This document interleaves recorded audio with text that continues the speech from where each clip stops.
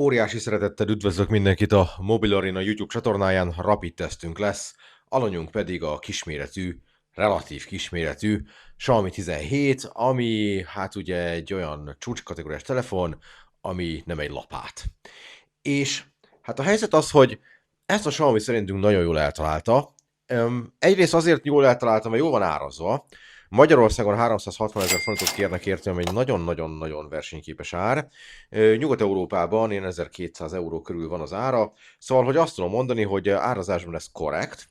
És a másik, ami miatt jól eltalálta, hogy egy remekül balanszolt telefonról beszélünk, vagyis a szolgáltatások, meg a funkciók, meg benne vannak, azok talán nem mindenben a top kategóriát képviselik, de mindenben hoznak egy nagyon magas szintet, és ezek egymással harmóniában dolgoznak. Szóval ilyen szempontból ez egy jól eltalált telefon. Ráadásul ugye ez egy olyan szűkebb kategóriába tartozik, ami az erős, de nem túl nagy méretű telefonok kategóriáját jelenti, ahova tartozik a Galaxy S26, ide tartozik a Vivo X300, vagy a Google Pixel 10 Pro, szóval hát is mindjárt el lehet említeni az iPhone 17-et is, tehát azok a készülékek tartoznak ide, amik így hát elfogadható méretben nyújtanak csúcskategóriás teljesítményt, és azoknál mind olcsóbb.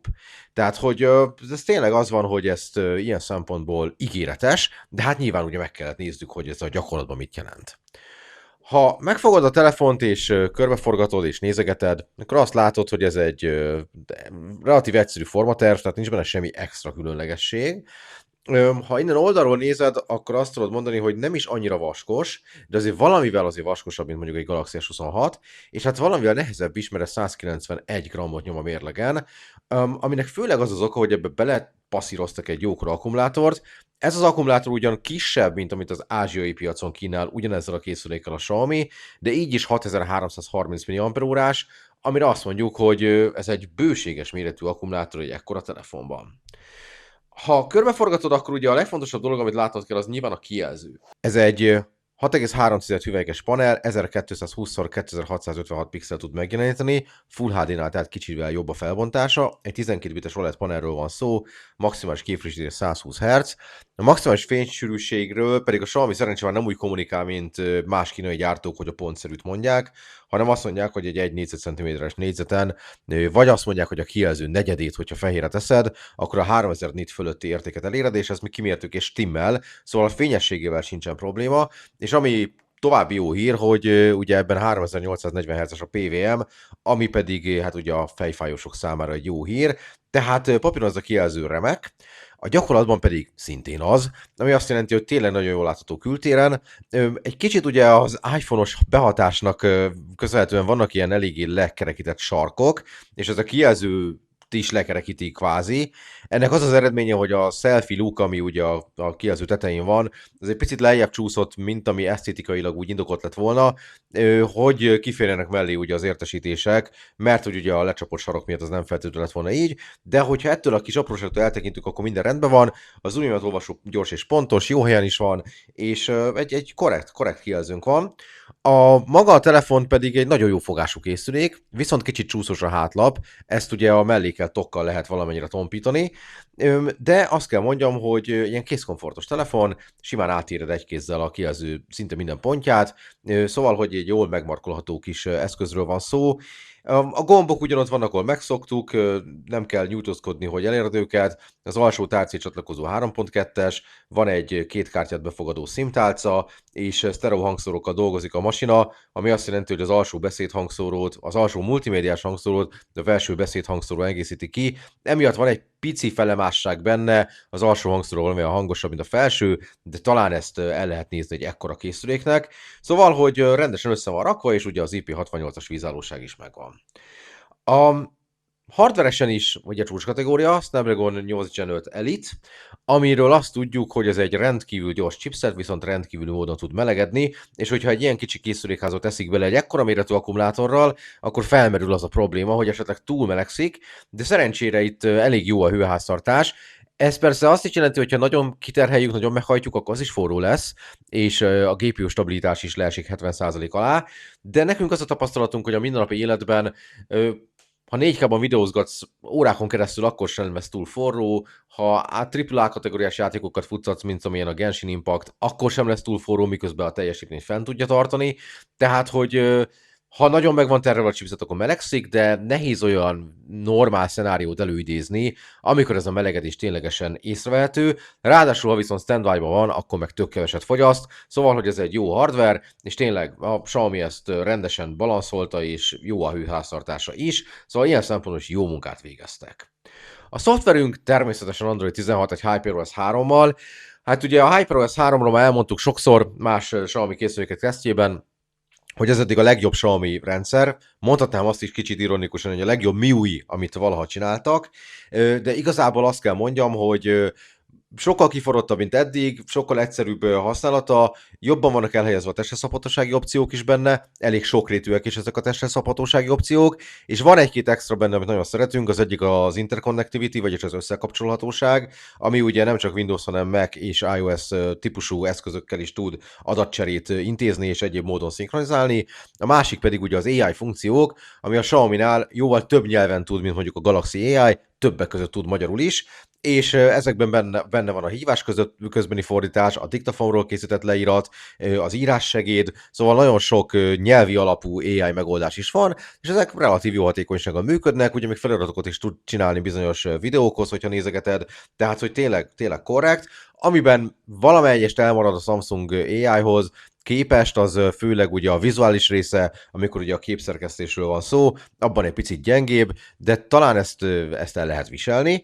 Egyébként pedig a HyperOS 3 az egy korrekt rendszer, van még benne némi duplikáció, tehát a Xiaomi-nek nagyon sok saját alkalmazása van, amiket fölrak a rendszerre, úgy, hogy megmaradnak a platform, tehát a Google által biztosított alapalkalmazások is. Hát ez ízlés kérdése, hogy ez ki mennyire zavar. Én jobb szeretem, hogyha mindenre egy app van, de hát ez a saját agylövésem. Szóval, akinek ezzel nincs baj, az nem lesz ezzel sem problémás. És miután ez nem egy Redmi, meg nem egy Poco, hanem ez ugye a Xiaomi-nak a zászlós hajója, ezért aztán megkíméltek bennünket a reklámoktól is, ami azt jelenti, hogy sehol nincsenek ilyen kéretlen hirdetések. Egyedül azt lehet a szemére vetni, hogy egy picit az első időszakban sokat nyaggat azzal, hogy ezt is állíts be, meg azt is próbált ki, meg ezt is törzs le, de aztán utána ezek egyrészt kitörölhetők ezek az értesítések, másrészt eliminálhatóak is, harmadrészt pedig, ahogy haladunk erről az időben, egyre kevésebbszer fog ezzel terhelni minket. Na és ugye akkor az a nagy kérdés, hogy az Ultra, ami ugye a kamerás zászlóshajó, ahhoz képest mennyire visszalépés a kisebb Xiaomi 17-nek a kamerarendszere, és hát előre bocsájtom, hogy nem nagyon, vagyis azt mondanám, hogy ebben a kompaktabb kategóriában kifejezetten jó a kamerás felhozatal, ugye 3 darab 50 megapixeles szenzorunk van, a főkamera, a 2,6-szeres telés szenzor és az ultraszéles.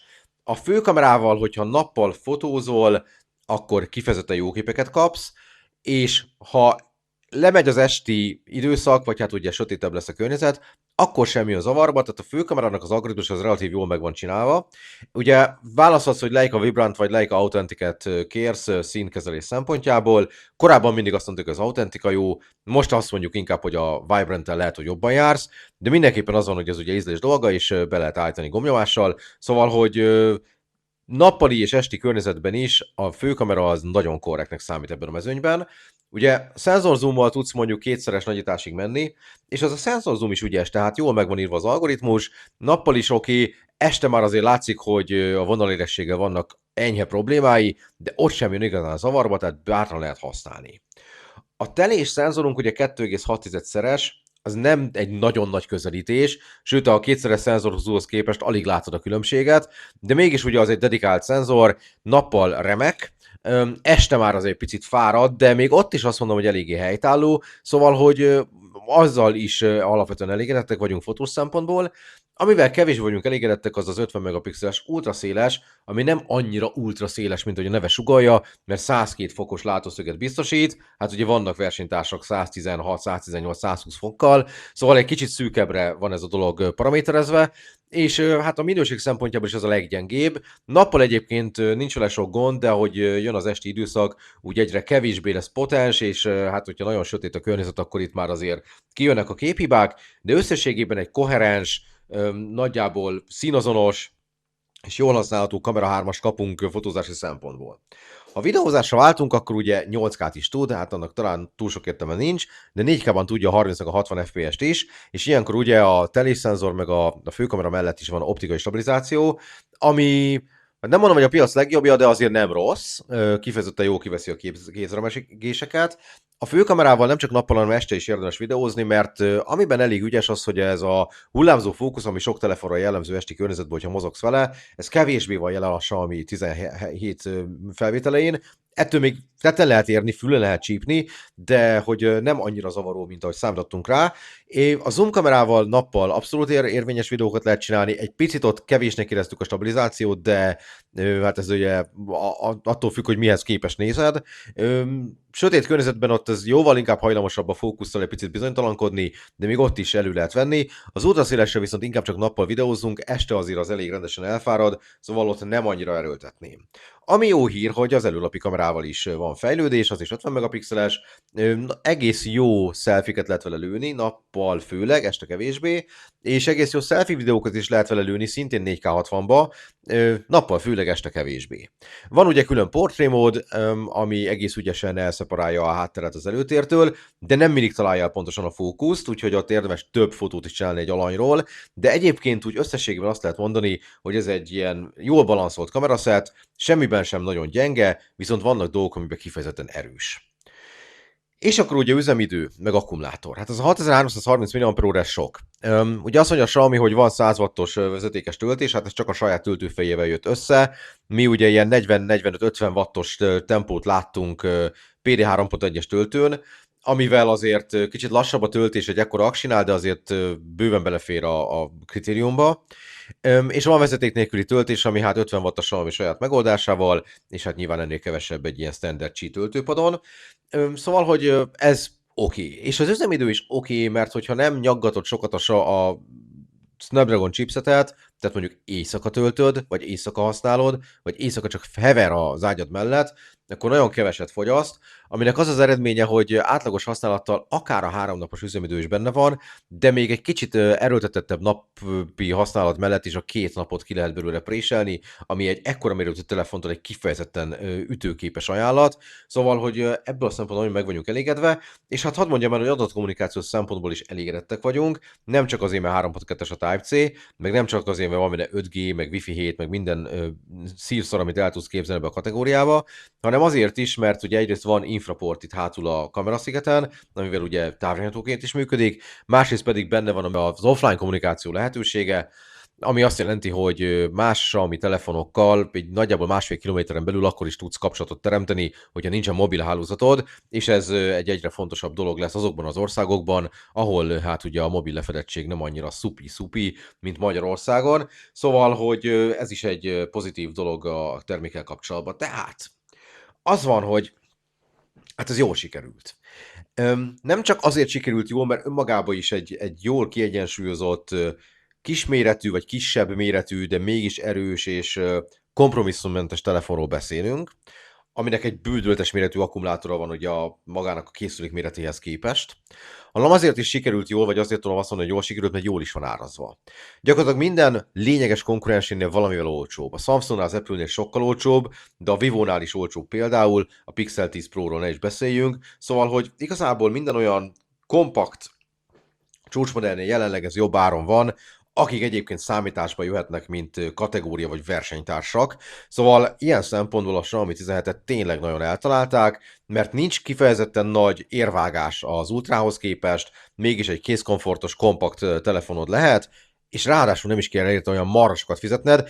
Tudom, hogy ez nézőpont kérdése, tehát a nulláról nézve 360 000 forint is rengeteg sok pénz, de honnan nézzük, hogy egyébként mennyibe kerül mondjuk egy Galaxy S26, akkor viszont ez egy kellemes árfekvésű telefon, és ilyen szempontból mindenképpen az ajánlott kategóriába sorolható. Az egyetlen kis apróság, ami nekem egy picit fáj, hogy eddig a Xiaomi is igyekezett így a 6 meg 7 éves terméktámogatást odaadni, most viszont dedikáltan csak 5 évnyi szoftverfrissítést kínálnak ez a termékhez, az sem kevés, és abszolút összhangban van az EU-s irányelvekkel, de alapvetően egy nagyon picivel többet vártam volna el, de ezt leszámítva tényleg ez egy jól sikerült telefon, és azt gondolom, hogy aki kisméretű, de erős csúcsmodellt keres, annak mindenképpen érdemes vetni rá egy pillantást. Van egy írásos tesztünk, amiben vannak mérési eredmények, meg tesztfotók és tesztvideók, betettem ide a leírásban, nyugodtan olvassátok el. Ha lenne hozzáfűzni valód, akkor tedd meg kommentben természetesen. Ha úgy érzed, hogy ez egy hasznos tartalom volt, és még szívesen nézni hasonlókat ezen a csatornán, akkor iratkozz fel itt a mellettem felbukkanó gombok segítségével. Ha pedig már feliratkozott, állapotban nézted ezt a videót is, akkor nagyon szépen köszönöm a kitüntető figyelmedet, tartsd meg jó szokásodat, és találkozunk nagyon hamarosan egy következő videóban. Addig is minden jót kívánok, sziasztok!